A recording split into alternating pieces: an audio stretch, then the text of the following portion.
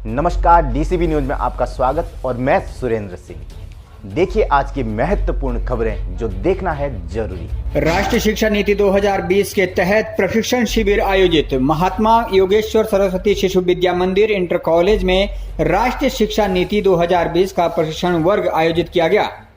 कार्यक्रम का शुभारंभ मुख्य अतिथियों के द्वारा मां शारदा के समक्ष दीप प्रज्वलन, पुष्पांजलि एवं मां शारदा की इस प्रस्तुति के साथ किया गया। प्रशिक्षण वर्ग का प्रारंभ विद्यालय के प्राचार्य मनोज रयाल ने प्रशिक्षक एवं प्रशिक्षार्थियों का स्वागत एवं अभिनंदन करते हुए कहा कि इस प्रशिक्षण शिविर का उद्देश्य वर्तमान परिवेश परिस्थितियों के अनुसार स्वयं को तैयार करना है और नई शिक्षा नीति 2020 को विद्यालयों में क्रियान्वित करने हेतु किया जा रहा है। उन्होंने कहा कि हमें प्रशिक्षण की नितांत आवश्यकता होती है ताकि हम बदलते परिवेश के अनुसार छात्र छात्राओं के सर्वांगीण विकास हेतु शिक्षण में गुणवत्ता सुधार कर सके।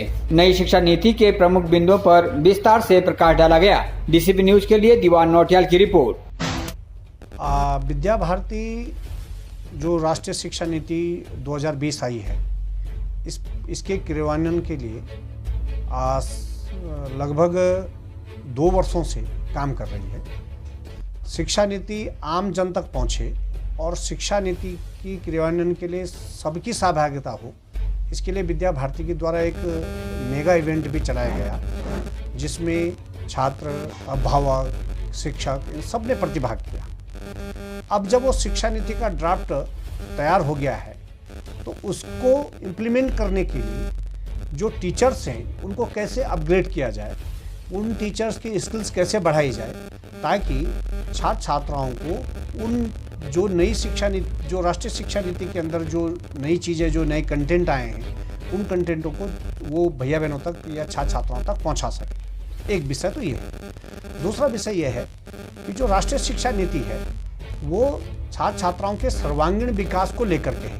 तो सर्वांगीण विकास, जब हम होलिस्टिक डेवलपमेंट की बात करते हैं तो चारित्रिक रूप से, आध्यात्मिक रूप से, नैतिकता के रूप से वो छात्र छात्राएं कैसे मजबूत होंगे, इसके लिए हमारे जो शिक्षक हैं उनको भी अपडेट होना पड़ेगा। चाहे वो जो आधुनिक इस समय शिक्षा के रूप में चल रहा है, आधुनिक तंत्र चल रहा है, जो हम एक इस समय कह रहे हैं कि जो हमारा विज्ञान का युग है, इस विज्ञान के युग में हम बच्चे को लैपटॉप से कैसे सिखा सकते हैं, हम उसको जो प्रयोग दिखा रहे हैं उस प्रयोग को जीवंत कैसे करवा सकते हैं। तो इस प्रकार की गतिविधियों को मतलब छात्र केंद्रित और गतिविधि आधारित शिक्षा कैसे दे सकता है, इसके लिए ये वर्कशॉप आज यहाँ पर आयोजित की गई है।